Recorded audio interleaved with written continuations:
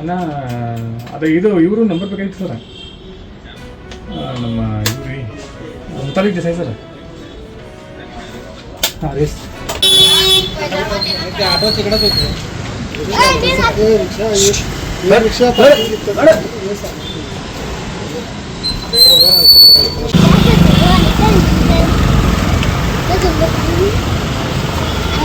hal gitu itu seligi kurang itu seligi hero ad number avna 8050 auto काय चालू आहे की बंद आहे त्या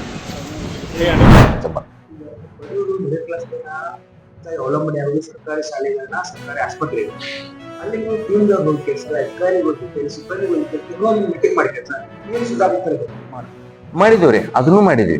ಅದನ್ನ ಮಾಡಿ ಅದಕ್ಕೆ ಹ್ಯಾಪಿ ಸ್ಕೂಲ್ ಅನ್ಸಂತ ನಮ್ಮಲ್ಲಿದೆ. ಅಲ್ಲಿ ಹೋಗಿ ಅಲ್ಲಿ ಟೀಚರ್ಸ್ ಮಾಡ್ಕೊಂಡು ಈಗಾಗಲೇ ನಾವು 1 ಜುಲೈಗೆ ಇದನ್ನ ಮಾಡಿಬಿಟ್ಟಿವ್ರಿ.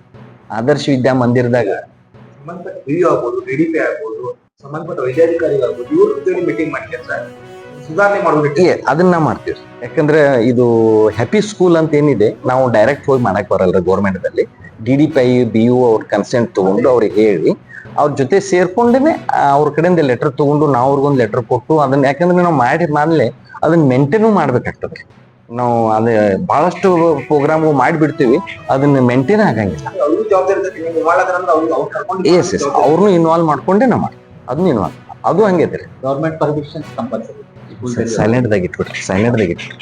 ಸರ್ ತಮಗೂ ಸರ್ಕಾರಿ ಶಾಲೆಗಳಿಗೆ ನಗರದಲ್ಲಿ ಅಷ್ಟೇ ಇರುತ್ತಾ ಅಥವಾ ಡಿಸ್ಟಿಕ್ ಅಲ್ಲಿ ಎಲ್ಲಾ ಕಡೆನೂ ನಾವು ಎಲ್ಲಿ ಸಾಧ್ಯ ಆಗ್ತದೋ ಅಲ್ಲಿ ಹೋಗ್ತೇವ್ರಿ.